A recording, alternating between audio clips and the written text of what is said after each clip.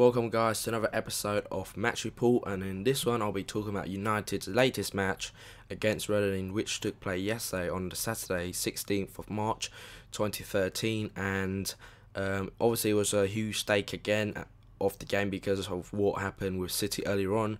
They got defeated 2-0 to Everton, meaning that if United were to win this one, then it will be a definite 15 points clear. You know, where the past we have gone 15 points clear, but that perhaps was the day before City actually played and stuff like that. So this one, because City had lost, meaning that it was, you know, a big kind of like stake hanging over the game, and it was obviously a massive carrot for us to kind of like hang in front of us to reach out and grasp fully with both hands. So obviously it was a good opportunity, and the Reds dutifully took that opportunity and made it 15 points clear. And although it sounds and seems an unassailable lead, and a lot of pundits, you know, has predicted that the title race has been over for a few weeks now, I still believe that especially after what happened last season, that there's no way I'm going to believe that United's going to win until the day we have the trophies in our hands again. Because,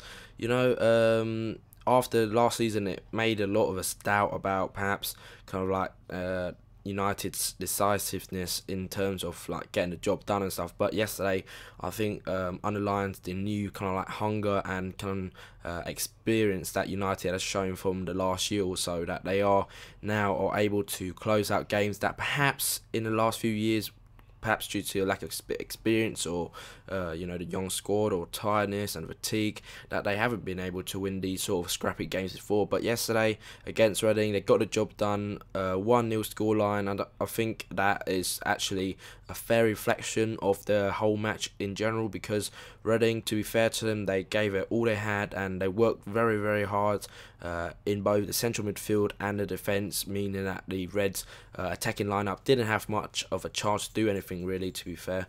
So I think more of the credit has to go to Reading, although we had a few chances, you know, but overall, like I said, Reading definitely worth that kind of like scoreline, if you like. I know it won't probably mean much to them for saying that, but again, in a relegation battle, goal difference, like we found out last season, could be the kind of like difference between going down and staying up. So Reading, to be fair, deserved that 1-0 loss, but rather than the goal, there wasn't much goal-mouth action, to be fair. Like I said, the weather was horrendous, raining very hard in Old Trafford, so meaning that the passing, I guess, like, you know, when it has a little drizzle, then it will help the passing, but I think the ground became a bit soggy and bogged down, and the ball kind of like slowed down a little, so that didn't help us too much.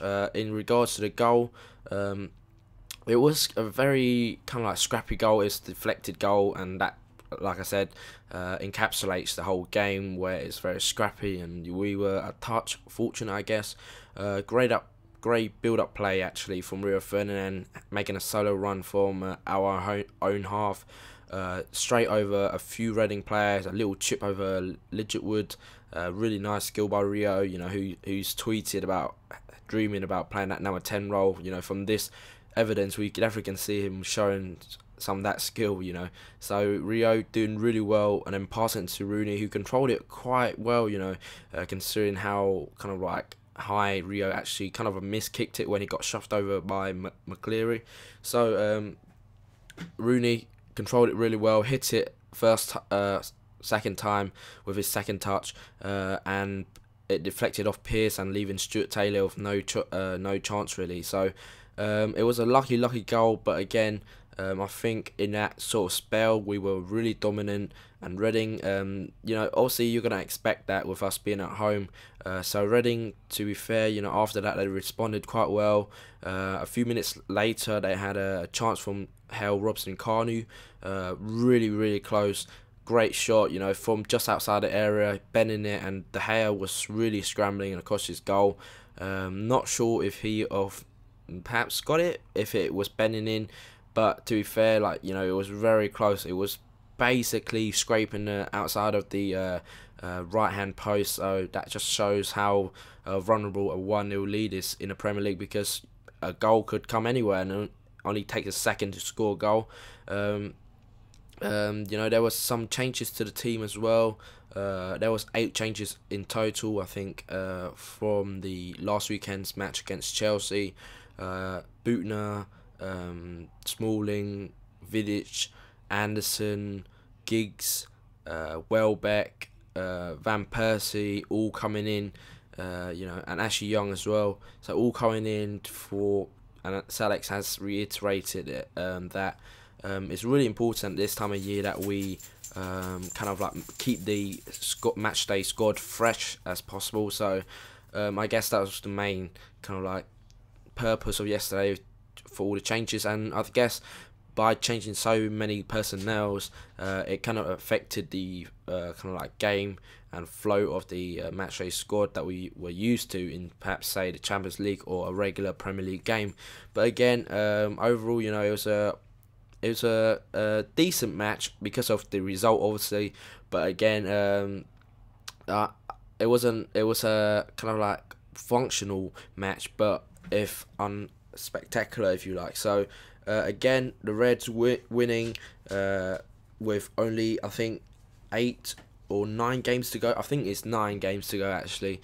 So there's still 27 points left to win. So if we win our next 3 games, I think then that is the title wrapped up. But obviously it's going to be a very tough game because I think we've got it's an international break now, and then I think it's Sunderland, and then it's the Manchester derby. I think that's what it is, but I could be wrong. I'll look up for you guys and then perhaps tweet it later.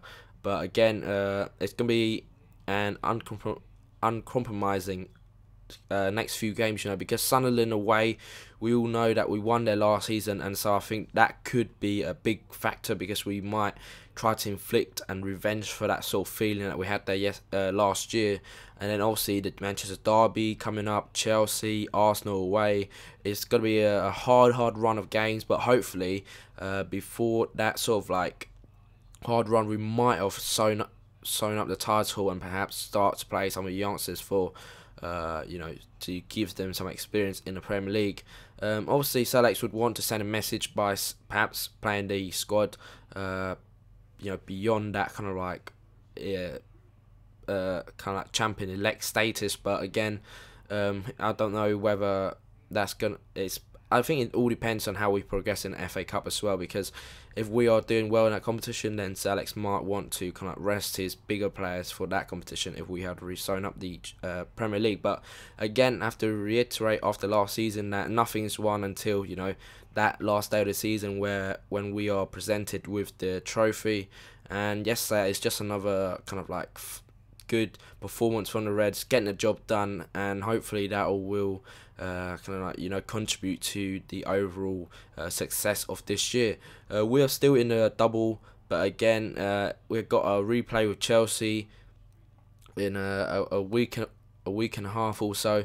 So it's going to be a tough game, that one, because Chelsea, they still potentially, like us, could win the double in the Europa League and FA Cup respectively. So we have to go down to the bridge for the replay. But again, I don't think we should have anything to be afraid of. We won there already in the Premier League, lost in the Capital One Cup, but that was a severely understrength side. So because of the kind of like scheduling around that fixture, we might not play our full strength team against Sunderland. But again, I think Sir Alex would want to prioritise the league over the FA Cup at this moment in time. So so there you guys have it for another episode of Match Report. The man in the match of yesterday, I think, was Rio Ferdinand. Just overall, his contribution to the goal, the assist that he provided, but his overall kind of reading and defending yesterday was really immense. Talking to his partner in crime in Nemanja Vidic, and also helping De Gea, Smalling and Butner as well. So overall, Ferdinand was fantastic. Definitely deserves his England call up. I hope he only play perhaps one game for England, because it sounds bad, I guess, because I'm English and don't actually want Rio to play for the country, because I would rather he prioritise his club career, to be fair, because he has been fantastic for us in the past 1 or 2 seasons. So Rio Ferdinand definitely deserves his call up to the England squad, but I hope he doesn't play that much so that he prolongs his United career. So there you guys have it for another episode. Please rate, comment below, and also subscribe to the channel for more content. You also can follow me on Twitter at ManUnitedDaily, or go to the website ManUnitedDaily.com. And if you want to write for the website, please just send me any article that you've written at ManUnitedDaily@gmail.com as well. Thanks for listening, guys, and I'll see you in the next video. Cheers.